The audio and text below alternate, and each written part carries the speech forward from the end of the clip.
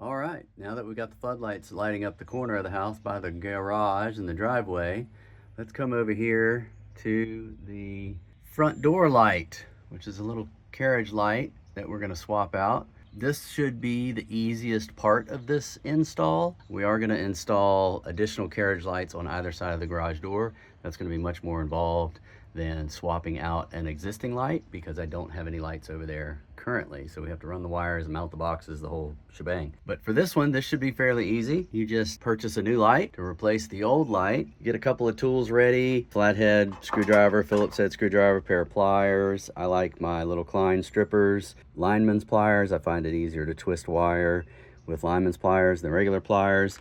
A couple of standard wire nuts available at your big box store, and then unwrap your new light. Choose whatever light you want that fits on a similar box, and immediately throw away the instructions because they don't belong to this light, which is weird. And unpack your box, make sure all the parts are there. So these Chinese lights, they oftentimes don't come with everything they need. So looks like I don't see any broken glass. Looks like the light hangs down rather than goes up, which is nice because we don't have a lot of headroom up there.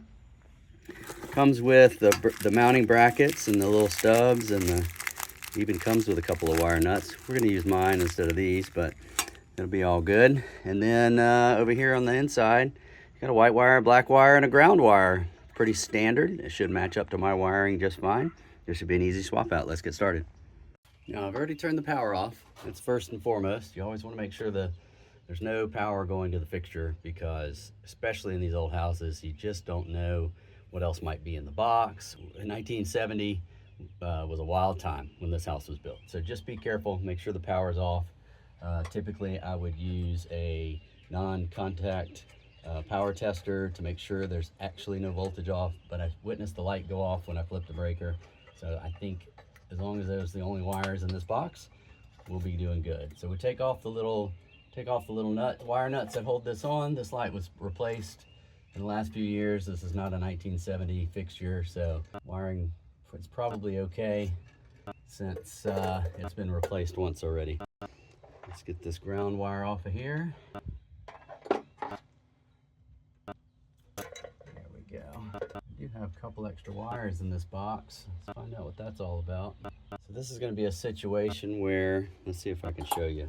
I've mentioned it before, but this is a 1970 house on the coast of Georgia. It's a typical 70s brick ranch house, single story, low slope roof on a slab.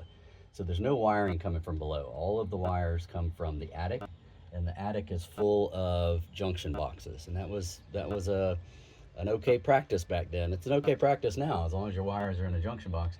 But the attic is full of junction boxes, and what typically happens in these scenarios is the wire comes from the panel through the attic over to the wall where the light is located, and the power actually goes to the light box first. The light box acts like a junction box.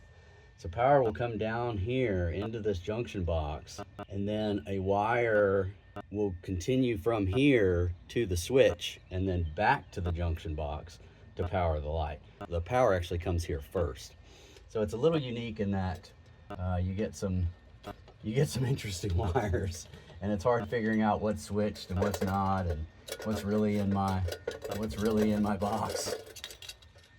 So it's interesting to see. So it looks like we have both of the lights are connected here. This is going to be the switched black because it goes to the light, and this is going to be the hot in, and it carries on to the wire that runs the switch leg that runs down to the switch, and then this black wire comes back.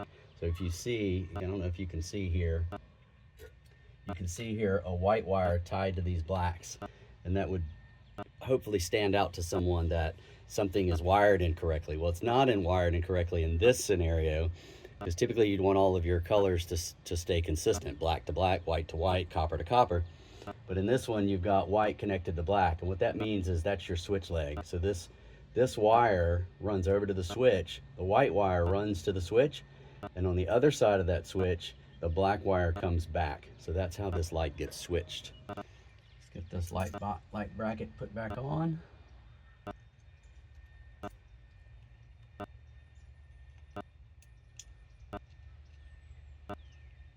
Let's get the new light hooked up.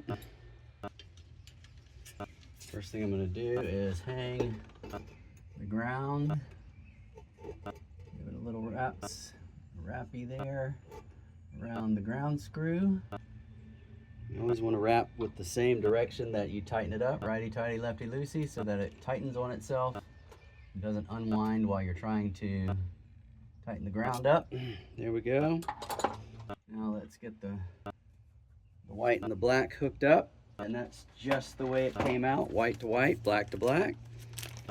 No rocket science here. Easy stuff. And I've probably blocked the view. So let's do white to white. We're going to twist the wires together the way they came out. We're going to wire nut them together nice and tight. With the wire nuts, you just want to make sure that you tighten them enough where they really start twisting on themselves. That's how you know it's tight enough. Just give them a good twist. There we go. And we're going to do black to black. Twist these wires together like so. Get them started. And then you're going to use the little wire nut to put the wire nut together.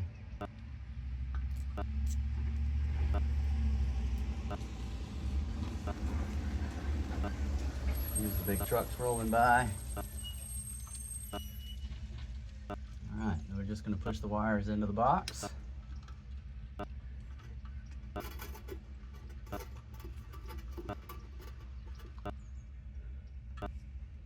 And we're going to hang it on the little pokey things.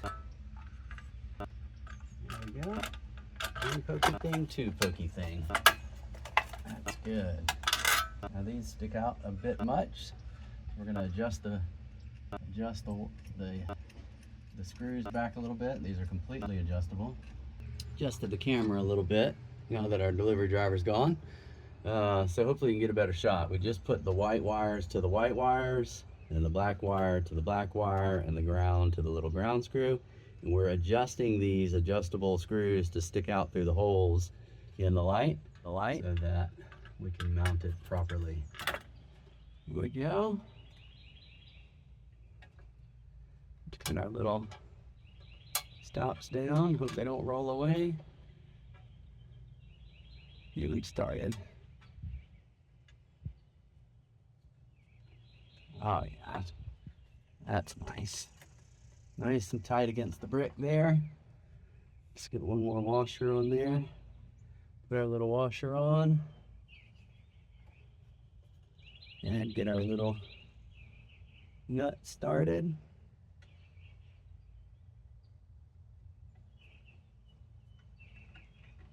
Here we go, nice and tight against the brick. That looks nice. Okay. All we need to do is add an LED style light bulb and we're good to go. On to the next project, which is going to be to add the two of these same lights down there where no lights exist.